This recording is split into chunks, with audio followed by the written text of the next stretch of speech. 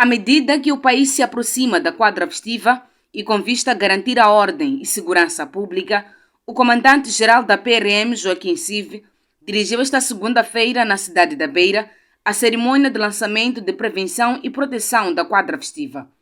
Durante o seu discurso, Joaquim Sive apelou aos membros da corporação a redobrarem os esforços para garantir a ordem e segurança pública em todo o país. Aos membros da PRM, a redobrar esforços no desempenho de suas atribuições e a abordar os cidadãos com cortesia e cordialidade, onde quer que estejam devidamente escalados no cumprimento da sua nobre missão de garantir a ordem, segurança e tranquilidade pública durante as festividades que se avizinham, devendo, para o efeito, pautar em todas as circunstâncias por um comportamento exemplar. O comandante-geral da PRM exortou igualmente as forças vivas da sociedade a privilegiarem o diálogo como principal meio para a resolução de conflitos. A todas as forças vivas e diferentes segmentos da sociedade a evitar a prática de ações que configurem crime e, em situação de contendas, a priorizarem o diálogo com vista ao alcance de uma solução pacífica. Sive também apelou aos automobilistas para que conduzam com responsabilidade, evitando distrações ao volante para prevenir acidentes de viação. Aos automobilistas, adotar uma condução prudente, defensiva, nos limites recomendados de velocidade, sem influência do álcool, sem distração por uso do telemóvel durante a condução, observando descanso necessário para a condução de longo percurso, por forma a evitar acidentes de viação e sangue nas estradas. A PRM assegura que continuará a intensificar ações com o objetivo de garantir que a quadra festiva decora num ambiente de tranquilidade e segurança para todos os cidadãos.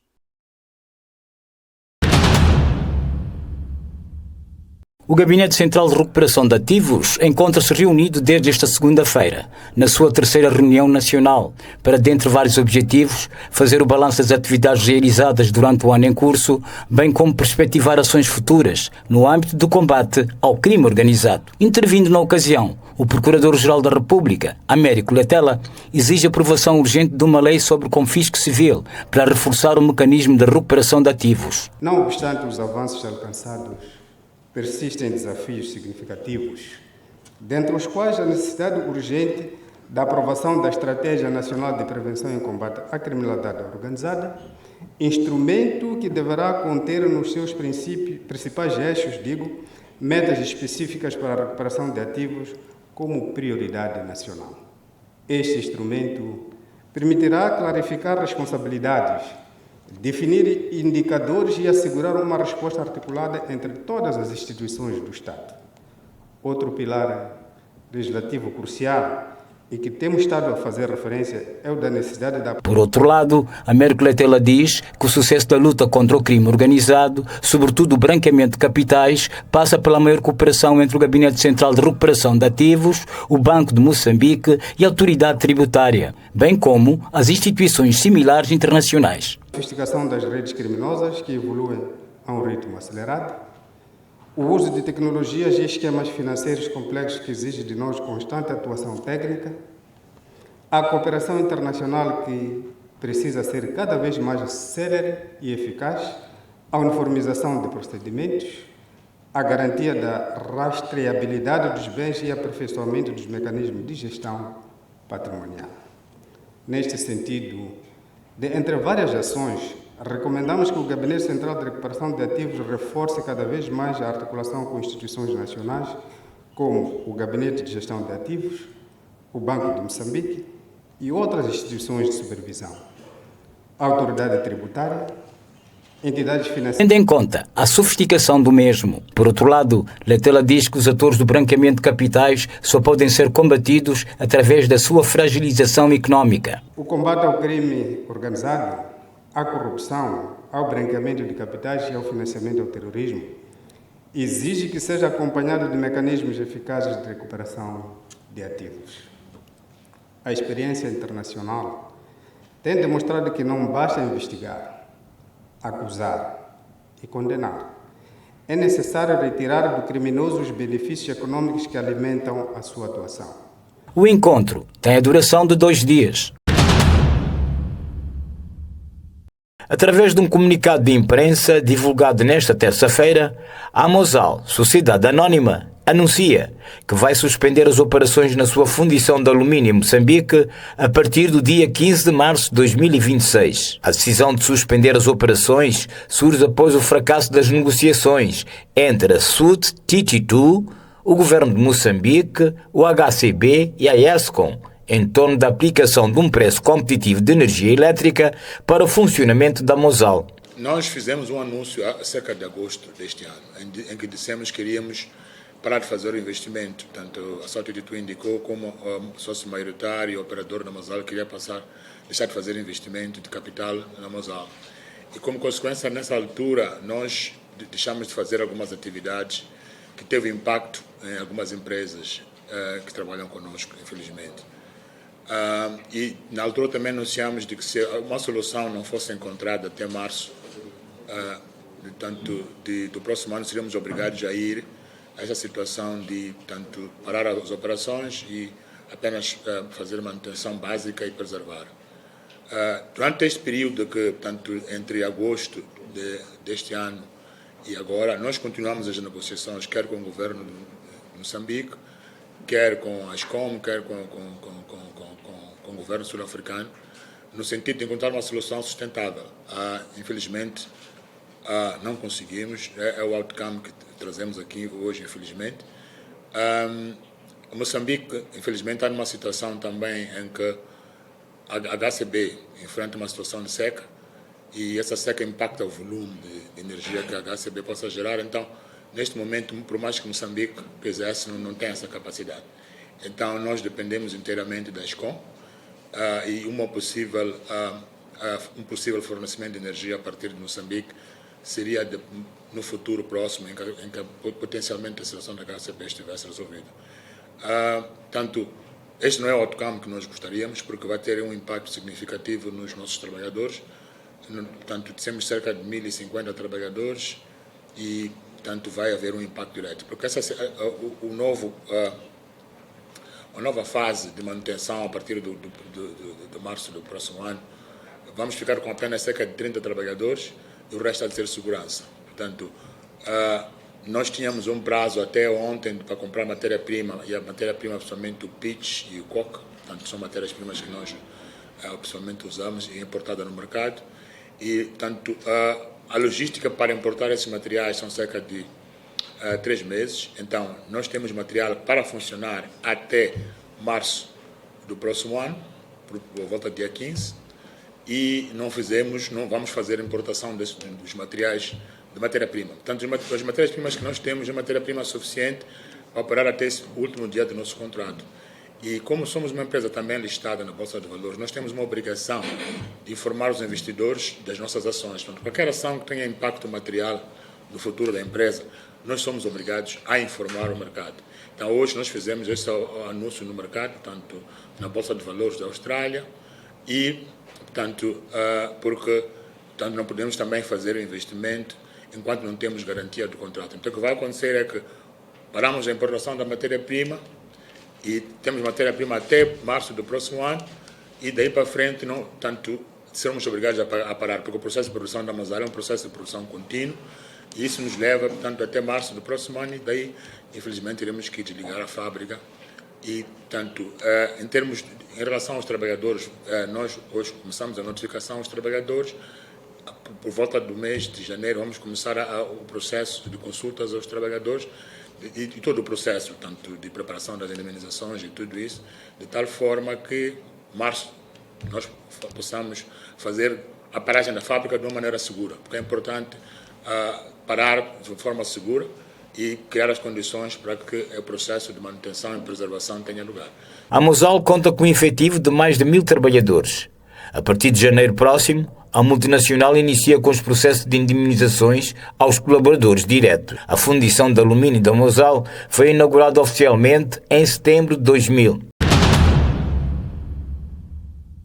Em reação ao anúncio feito pela Mosal nesta terça-feira da suspensão das operações a partir do dia 15 de março em Moçambique, o Governo, através do porta-voz do Conselho de Ministros, Inocêncio Mpisa, continua a negociar para que o futuro da empresa não prejudique a ninguém. Bom, se lembram, recentemente esteve cá o Presidente da República da África do Sul, que é naturalmente também um país interessado em que a Mosal continue a desempenhar a sua atividade.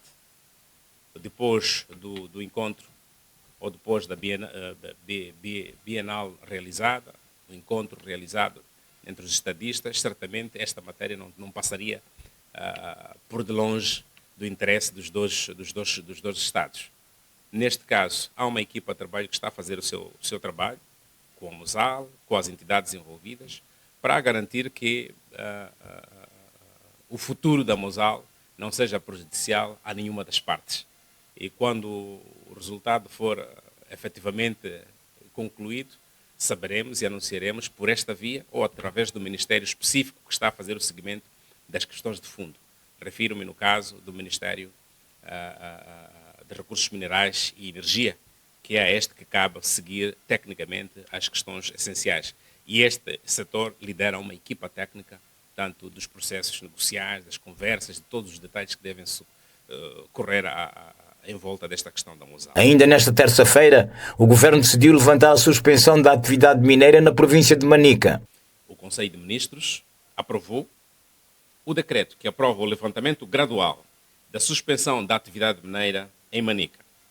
O levantamento visa dar continuidade à atividade mineira pelos titulares dos direitos mineiros que não exerçam atividade de exploração de ouro, encontrando-se em conformidade com as obrigações legais e ambientais do interesse público e econômico nacional. O levantamento, de acordo com o porta-voz do Conselho de Ministros, abrange apenas 14 empresas, cujas atividades não requerem o uso de produtos químicos e nem poluem o meio ambiente e fontes de água. A avaliação feita às empresas abrangidas conclui-se que não utilizam químicos, portanto, estas empresas cuja decisão hoje se anuncia, não utilizam químicos nos processos de exploração e processamento, não poluem rios e nem degradam o ambiente.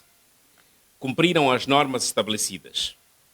A decisão visa prevenir despedimentos de trabalhadores formais. São essenciais, dizia, no âmbito social e econômico, e contribuem no abastecimento de água potável e fornecimento de inertes. As atividades de extração do ouro, de acordo com Inocêncio Mpisa, continuam interditas. Que hoje anunciamos abrange a um total de 14 empresas, cuja lista depois forneceremos aos nossos colegas da imprensa para a divulgação máxima. Esta medida de suspensão, tanto do Governo, mantém-se para o caso dos titulares de direitos mineiros que exerçam atividade de exploração mineira. Portanto, aqui apenas suspende-se a medida sobre aquelas entidades que não se empenham nesta atividade mineira, como tal, tem sido claramente. O Governo diz que ainda não contabilizou os prejuízos provocados pela paralisação da atividade mineira. No entanto, sublinha que continua a trabalhar para identificar e responsabilizar as empresas que poluíram os rios, situações que acabou provocando a crise de água a nível da província de Manica. A Comissão Política Nacional do Partido Renamo esteve reunida nesta segunda-feira em sessão ordinária, onde debateu a situação interna do partido e os passos a seguir, numa altura em que continua a crescer a onda de contestação da liderança do Oussouf Momade, o atual presidente do partido. Segundo anunciou Said Fidel, a reunião será antecedida de 2 encontros em fevereiro. Um encontro com os generais e outra com quadros do partido. Realizada, portanto, a reunião dos generais do partido, depois realizado a reunião de quadros do partido, vai ser a ponte para os preparativos da realização do Conselho Nacional, que será marcado para o mês de março, ainda 2026, o local e a data por indicar. E nesta reunião do Conselho Nacional poderemos ter alguns pontos efetivamente preparados através desses grandes encontros que poderão encontrar tudo isto o rumo para um consenso na família Renamo e continuarmos a trabalhar, portanto, de forma organizada ou de forma unida. A Comissão Política Nacional do Partido Renamo não se opõe à substituição do Suf Momad na liderança, mas defende que este processo deve seguir os estatutos. Em nenhum momento o presidente da Renamo, o general Suf Momad, terá dito que ele seria, portanto, o único presidente que não poderá ser, portanto, sucedido por qualquer que seja.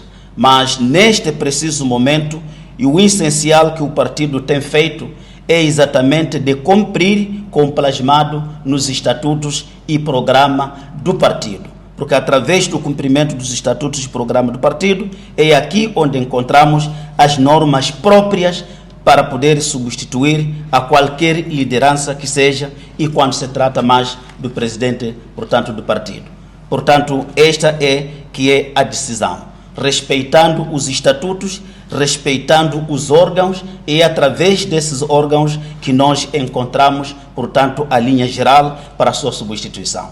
Agora, o que é condenável é dizer que hoje ou amanhã temos que fazer isto. Sendo nós, Renamo, que somos os defensores da democracia, os defensores de respeito pelos princípios das leis, então não seríamos nós, portanto, a estrangular os nossos próprios estatutos, colocando as pessoas sem respeitar essas linhas. Enquanto somos os guardiões de respeito pela legalidade dos nossos estatutos, então vamos ter que cumprir na íntegra todos os passos para que encontremos possível a liderança, mas através daquilo que está instituído nos estatutos e programa do partido. Portanto, este é o programa que nós estamos já fazendo. Olhando pelas propostas que aqui vamos de falar, reunião dos generais que vai poder acontecer em fevereiro, a seguir reunião de todos os quadros do partido que poderá acontecer ainda em fevereiro, a reunião do Conselho Nacional que vai poder acontecer. Acredito que esses são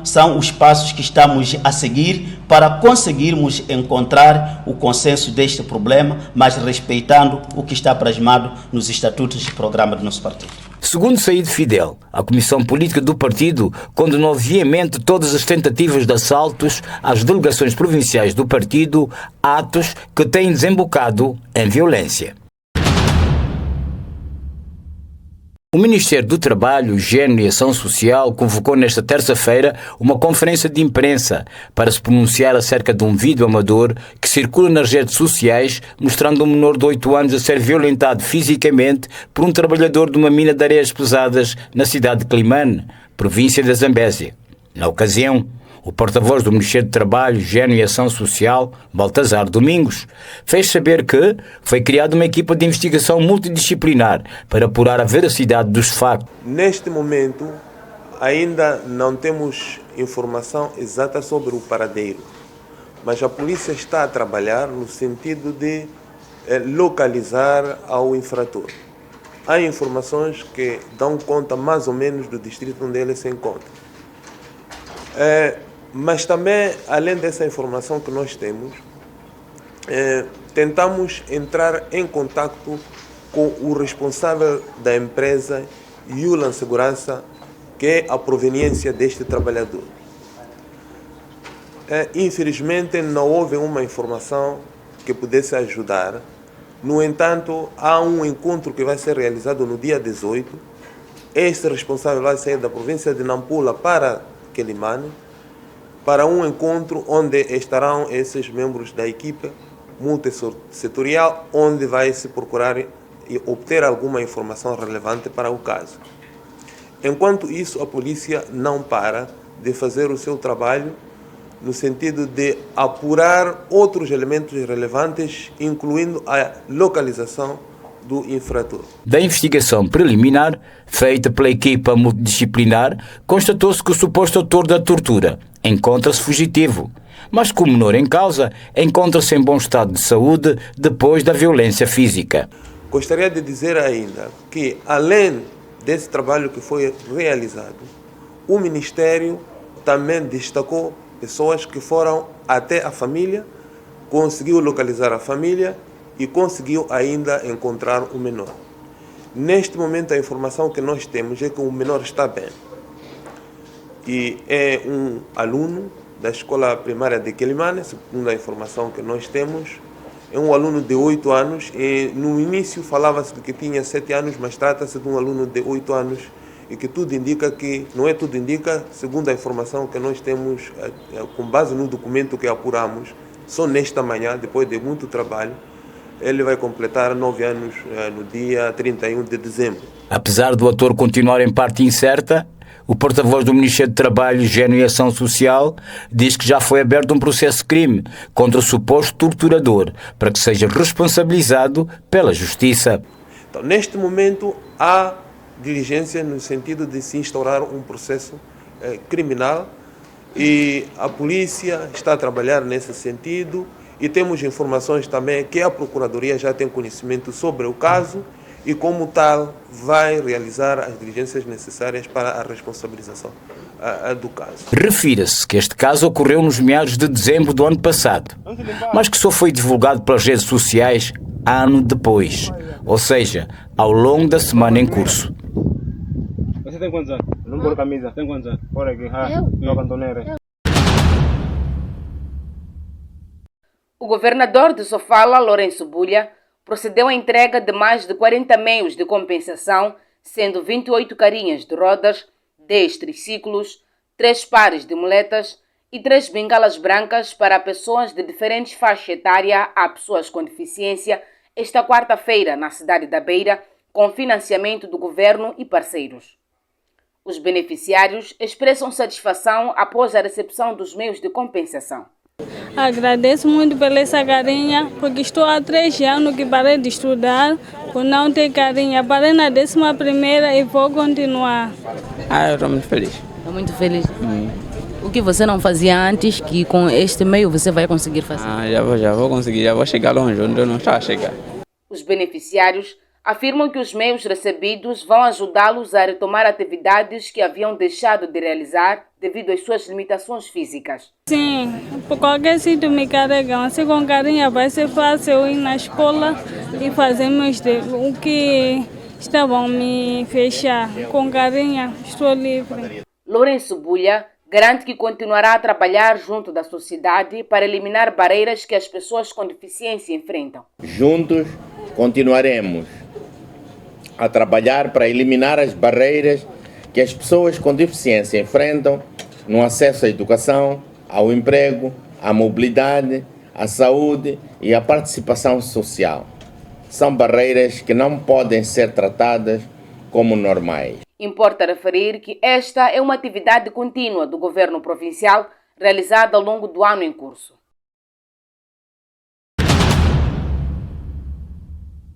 A Federação de Desenvolvimento Empresarial de Moçambique convocou a imprensa esta quarta-feira para reagir à decisão do governo de levantar a suspensão da atividade mineira na província de Manica, beneficiando pelo menos 14 empresas que não recorrem ao uso de produtos químicos durante as operações de exploração. Para a FDEM, a decisão do Executivo é acertada, na medida em que contribuirá para dinamizar a economia e elevar os índices de empregabilidade. Que há um primeiro passo que se ganha, que é o levantamento da atividade laboral a nível do local. É preciso não perder de vista que uma das empresas, portanto, as empresas que se beneficiam disso, são aquelas que não exploram a atividade que determina a exploração do ouro. Nestes termos, estamos a falar, por exemplo, das empresas que exploram pedra para a construção. Estamos a falar das empresas que exploram e comercializam água e tantos outros. Portanto, são todas aquelas empresas que poderão voltar a dinamizar a economia e não só poderão melhorar também os índices de empregabilidade. Por outro lado, a Federação sublinha que não se pode ignorar as razões que levaram à suspensão da atividade mineira, destacando que este período é crucial para a reorganização do setor, assegurando a sustentabilidade e promovendo benefícios mútuos entre o governo e os investidores. Entenda-se que este tempo é necessário, com vista à reorganização do setor, por forma que a exploração possa ser sustentável com ganhos não só para os próprios investidores, os próprios empregadores, como também com ganhos para o próprio país e o próprio ambiente. Refira-se que o Governo continua a monitorizar a situação da poluição dos rios, decorrente da exploração mineira em Manica, garantindo que, caso se comprove que algumas empresas infringiram a legislação ambiental, estas serão responsabilizadas. Num discurso cheio de recados para dentro e para fora do Governo, de cerca de 3 horas e meia, o Presidente da República foi nesta quinta-feira à Assembleia da República proferir o seu primeiro informe anual sobre o Estado-Geral da Nação. Daniel Chapo começou por destacar os desafios que enfrentou no início do seu mandato, que vão desde as manifestações pós-eleitoral, do terrorismo, até a destruição de infraestruturas sociais causadas pelos vários ciclones. Foram 6 meses de destruição do nosso país, que deixaram marcas profundas, estas manifestações violentas, no tecido econômico e social do país. Os atos de vandalização e destruição resultaram em danos avultados em todo o nosso país. 1.733 estabelecimentos comerciais destruídos, incluindo armazéns de medicamento, principalmente o armazém central para medicamentos do nosso povo. Fábricas, farmácias, armazéns de ajuda humanitária e instituições bancárias. Apesar destes desafios, Daniel Chapo diz que o país continua de pé, tendo em conta que todas as instituições do Estado estão a funcionar normalmente. Para recuperar este quadro adverso, fomos obrigados a fazer diferente para alcançarmos resultados diferentes no sentido positivo. Não podíamos ficar paralisados pelo desastre, nem permitir que a violência definisse o rumo do nosso país e do nosso povo. Unimos-nos ao nosso povo, que é a nossa fonte de inspiração. Agimos com rapidez, pragmatismo e espírito de reconstrução. E graças a esse sentido de urgência nacional e a resiliência do nosso povo, alcançamos vitórias assinaláveis no restabelecimento dos serviços básicos, na recuperação de infraestruturas destruídas e na estabilização do ambiente político, econômico e social do país. Em termos de avanços, o Presidente da República aponta o impacto das reformas em curso, a nível do aparelho de Estado, sobretudo na área fiscal, que, segundo ele, estão a reanimar a economia nacional depois das manifestações pós-eleitoral. Com os quais estamos a reorganizar o modelo econômico de Moçambique e criar as bases de uma economia moderna, diversificada e competitiva. O primeiro pilar é a industrialização e desenvolvimento de cadeias de valor. Moçambique não pode continuar a depender da exportação de matérias-primas não transformadas. Precisamos criar cadeias de valor integradas, competitivas e capazes de gerar empregos para a nossa juventude e a mulher moçambicana, empregos qualificados e riqueza distribuída para o nosso povo. Diante desta radiografia, Chapo considera o Estado da Nação de confiança renovada, rumo ao desenvolvimento sustentável e inclusivo. Com a realidade que hoje vivemos, não temos dúvidas em afirmar que o Estado da Nação é de confiança renovada rumo a um desenvolvimento sustentável e inclusivo. No fim, o chefe de Estado anunciou o indulto de 771 reclusos, alguns dos quais detidos durante as manifestações pós-eleitoral. Para além dos deputados das 4 bancadas parlamentares, estiveram presentes nesta sessão solene da apresentação do informe sobre o Estado da Nação, membros do Governo, representantes de todos os órgãos do Estado, da sociedade civil e diplomatas de vários países, e ainda convidados. Os líderes dos principais partidos políticos do país divergem sobre o informe anual apresentado pelo Presidente da República, Daniel Chapo. Shakil Abubakar, secretário-geral da Frelimo, considera que o discurso do presidente reflete a realidade nacional, sublinhando que o trabalho realizado pelo Executivo nos primeiros 11 meses de governação relança a esperança de uma nação próspera. Se olharmos para as realizações do governo pelo trabalho que o camarada presidente Chapo realizou. Não há dúvida que o povo moçambicano recuperou a esperança, renovou a esperança e tem a certeza de que o próximo ano, 2026, será um ano de prosperidade. Portanto, nós podemos dizer com muita certeza de que foi feito o trabalho que estava planificado. O governo esmerou-se para, na exiguidade de recursos disponíveis, resolver os problemas do nosso povo. Sentimos que não foi possível fazer tudo, mas o que foi feito e bem feito renova a nossa esperança de que Moçambique vai prosperar. Albino Forquilha, líder do partido Podemos, a segunda maior força política do país, entende que o estado da nação apresentado não corresponde à realidade vivida no terreno e justifica. Este governo que está a começar agora, tudo o que está a fazer é propor reformas e foram propostas. Trouxeram-nos um conceito da independência econômica amplamente claro, não é? Mas se sairmos para esta casa, para fora, portanto, da Assembleia da República, vamos encontrar situações completamente diferentes. Quer dizer que, se formos também a pegar os outros informes sobre o Estado da Nação dos últimos 10 anos, 15 anos, também dizem coisas muito bonitas, não é? Mas a realidade é diferente. O que é que vou fazer, por exemplo, na minha posição, é monitorar se esta reforma que foi aqui anunciada, que o governo vem estando a executar, se reflete na vida real do moçambicano lá fora. O Movimento Democrático de Moçambique, MDM, salientou que o presidente apenas apresentou o trabalho em curso como forma de normalizar a situação do país, sem trazer novidades concretas. O Estado-nação ainda estamos num processo. Há desafios para resolver os problemas reais do nosso povo. O nosso povo quer soluções dos nossos problemas. Temos a problemática do custo de vida. Temos o problema de acesso à saúde, acesso às escolas, acesso à água, à energia, a um preço acessível, acesso às infraestruturas. Hoje falamos de tantos acidentes que estão a ocorrer em Moçambique ao longo da estrada nacional número 1. Essas estradas foram feitas no tempo colonial. Ainda hoje mantém as mesmas dimensões e o número de viaturas subiu. E também o povo já disse que a população moçambicana está a crescer.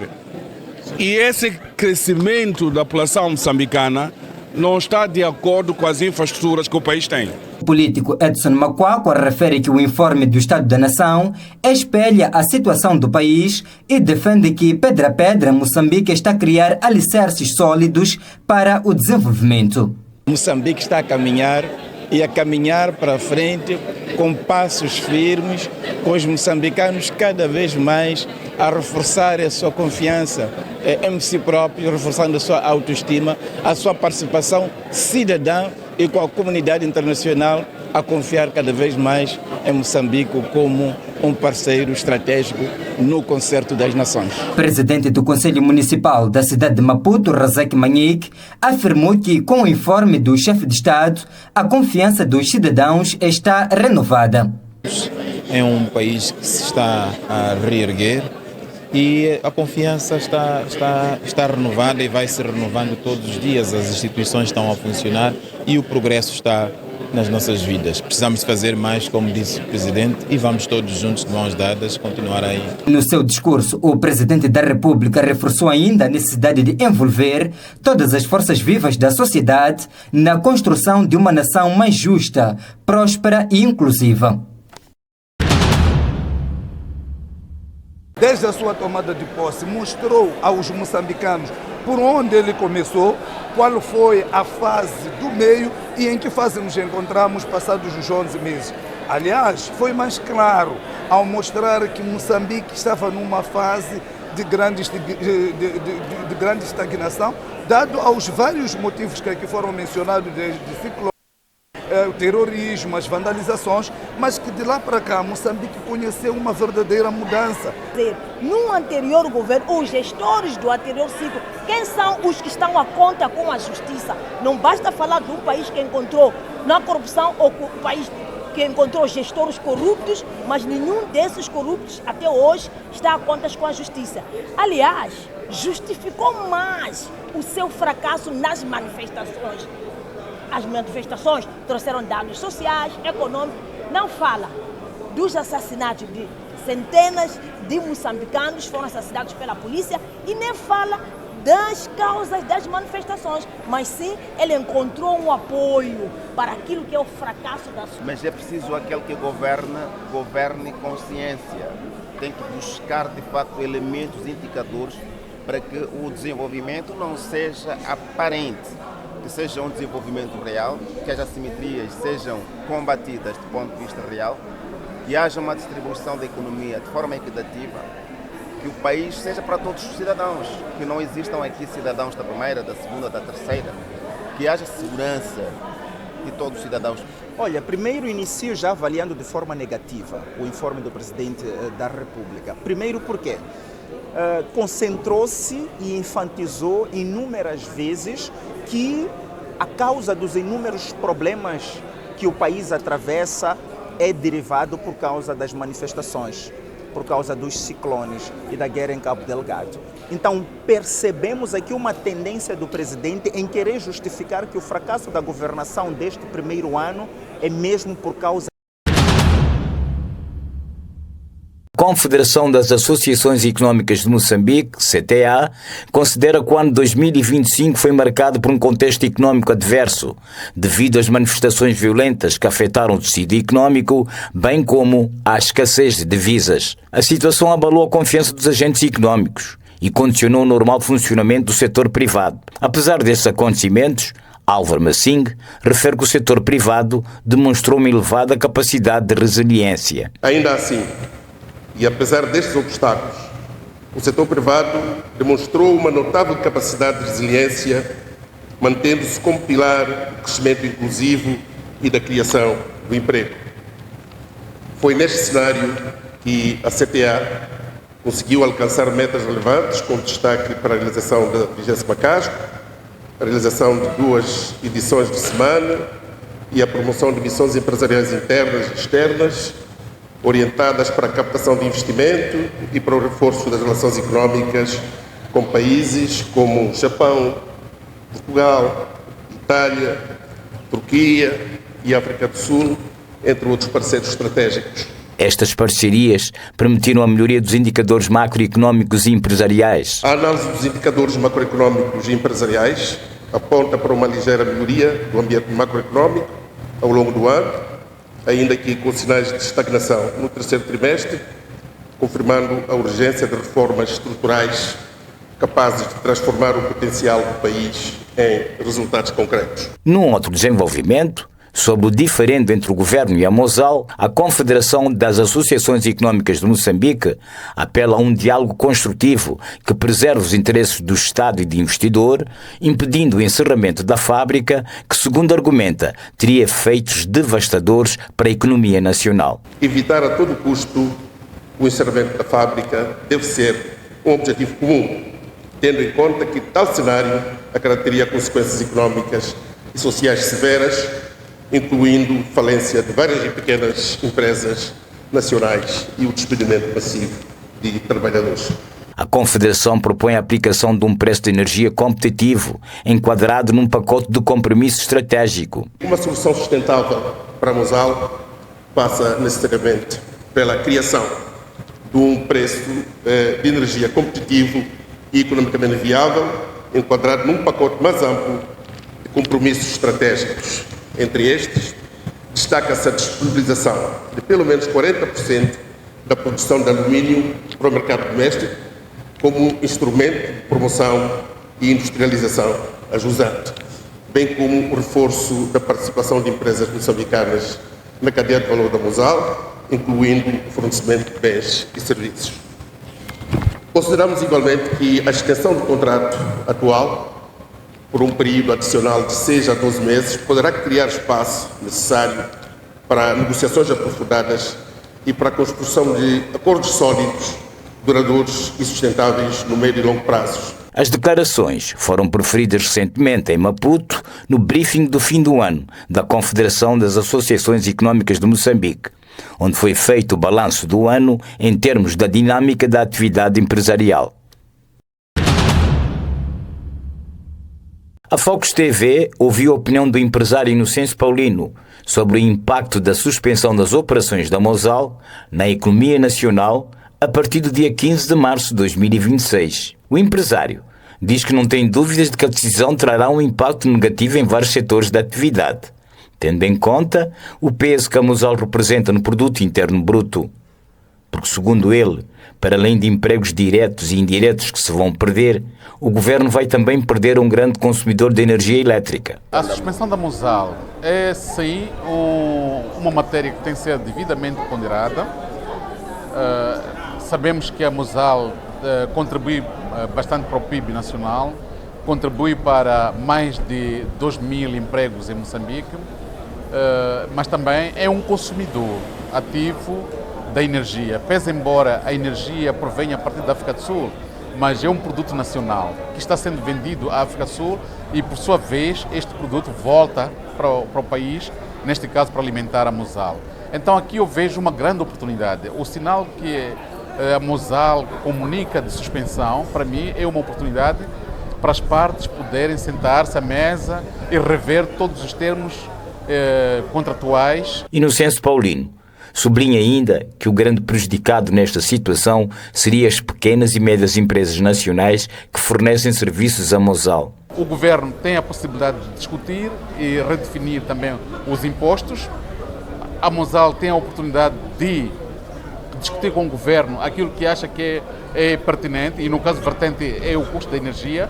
Aqui pode haver um plano de transição em que a Mosal faz um lobby com o governo e coloca na mesa aquilo que é a sua vontade em termos a vontade e o interesse de ter, neste caso, a energia que lhe faz falta para as suas operações, e com base nisso definir um plano de transição que permita que a Mosal, a curto e médio prazo, consiga obter a energia ao custo favorável para as suas operações. E, por outro lado, o governo também, com base nisso, consiga atrair impostos para alimentar as suas operações no plano de governação. Mas o Estado moçambicano perderia ou não, caso a Mosal saia, sim, obviamente, não só o governo moçambicano perde, como também o povo moçambicano perde. Eu falei dos empregos, eu falei da cadeia de fornecimentos, em que temos as pequenas e médias empresas a fornecerem bens e serviços à Mosal. Então, obviamente que todos esses setores vão se ressentir. Como solução, Inocêncio Paulino propõe um diálogo urgente entre o governo e a Mosal, como forma de se ultrapassar este problema, tendo em conta o seu impacto. Lembre-se que nós estamos aqui a falar de um contrato de mais de 25 anos. Então, há muitos elementos que mudaram e é preciso que as partes se encontrem e tomem um melhor posicionamento. Mas que fique claro também que aqui há uma percepção errada, que parece que há uma guerra entre a Mosal e o governo de Moçambique. Não é verdade, porque a Mosal, o custo da energia que a Mosal está aqui a lamentar é pela venda da Escom, da África do Sul. Então não há aqui uma relação direta entre o governo de Moçambique e a Mosal. Portanto, aproveitando todo este ambiente, eu acho que é uma oportunidade para as partes poderem tirar o máximo proveito da oportunidade que é criada. Segundo a Mosal, a suspensão das operações vai promover a perca de 1.500 postos de trabalhos diretos. Liga Moçambicana de Futebol sentencia fim antecipado do Moçambola. Foi através de um comunicado emitido esta quinta-feira que a Liga Moçambicana de Futebol sentenciou o fim do Moçambola com 19 jogos ainda por se realizar. A decisão foi motivada por falta de dinheiro para custear as passagens aéreas. Os comentadores do Fox Sport, Raimundo Moiane e Tobias Ndalo, entendem que esta decisão configura falta de respeito à comunidade desportiva e à necessidade de responsabilizar a Liga Moçambicana de Futebol. Maputo, onde tenho participado muito nos campeonatos organizados, não acontece uma coisa como esta. Isto é falta de profissionalismo, isto é falta de respeito com o povo moçambicano, isto é falta de respeito com os amantes do desporto moçambicano, sobretudo do futebol. Esta acontece uma altura em que, por exemplo, como disse antes, a Liga Moçambicana disse que havia dinheiro, assim como o Presidente da República, para garantir a execução completa da prova. Isto pode ser um reflexo de má gestão desportiva ou mesmo uma questão de fraco financiamento ao desporto moçambicano? Mas como é que tu queres que o teu desporto seja financiado a ter uma desorganização desta? Não é possível, não há nenhuma empresa séria que pode patrocinar uma coisa como essa. Quer dizer, os dirigentes andam aqui a brincar aos chutebols, como disse o presidente da Federação Moçambicana. O Sambola foi mal gerido, está a ser mal gerido. Aqui há que se chamar à colação a figura do presidente da Liga, que é o Simango. O Simango deve explicar aos moçambicanos com que linhas ele conseguiu fazer o Moçambola chegar neste marasmo. O Simango deve conseguir explicar aos moçambicanos com quantas canoas se fazem o pau para poder enterrar o Moçambola. O Simango precisa convocar uma conferência de imprensa, explicar aos homens do povo, que são os jornalistas, quais são os contornos que fazem o cancelamento desta competição, qual é o futuro do Moçambola, como é que serão as próximas edições. Para os nossos entrevistados, este fim que consideram trágico da maior prova de futebol moçambicano reflete má gestão desportiva no país. Em tempos, o Moçambola não só a Liga garantia o transporte, como também garantia o alojamento às equipes. Mas isso, com o tempo, foi perdendo espaço a questão do alojamento. É um indicador claro este de que o Moçambola no mercado não valorizou-se, ou seja, perdeu valor, os patrocinadores foram se afastando de tal maneira que o que restava proveniente da Liga era o próprio transporte. Transporte esse que há muitas dificuldades. O que falta aqui em Moçambique é vontade política. O governo não está interessado em desenvolver o desporto nacional. A má gestão desportiva. A má gestão desportiva. Quer dizer, não existe ninguém para olhar para o desporto. E eu costumo dizer, o desporto é daquelas áreas que pode tirar o país desta miséria. Raimundo Moiane e Tobias Ndalo propõem o resgate do modelo competitivo regional como alternativa aos frequentes problemas de transporte. Porque antes do Moçambola começar, nas assembleias da Liga, várias foram as vozes que disseram que não haviam condições para a disputa do modelo tradicional e preferiam o modelo regional. O Simango fez ouvidos de mercador, o Simango disse que havia condições para que o Moçambola acontecesse sem sobressaltos. Bom, o modelo regional está em cima da mesa e nem é um mau modelo. Não? Então é momento para recuar ao sistema regional? Já vamos tarde, já devíamos ter feito isto. O que fica, como eu disse, o que fica são os jogadores, a seleção nacional sobretudo, que tem jogador, que são convocados jogadores, que não tem nenhum ritmo, que não jogam, não sabem quando é que jogam, e depois isto. Queremos que a nossa seleção vá longe. E como é que isso vai funcionar? Tu tens um campeonato em que às vezes uma equipa fica um mês sem jogar, fica 3 semanas sem jogar, ou não sabe quando é que vai jogar, e queremos que as seleções nacionais tenham sucesso. Não é possível. Queremos que as nossas equipas também tenham sucesso nas competições africanas. Também não é possível como o Moçambola tão desorganizado como este. A União Desportiva de Songo foi homologada campeã nacional, Teste África de Chimoio, Desportivo de Nacala e Desportivo da Matola foram despromovidos para a segunda divisão de honra.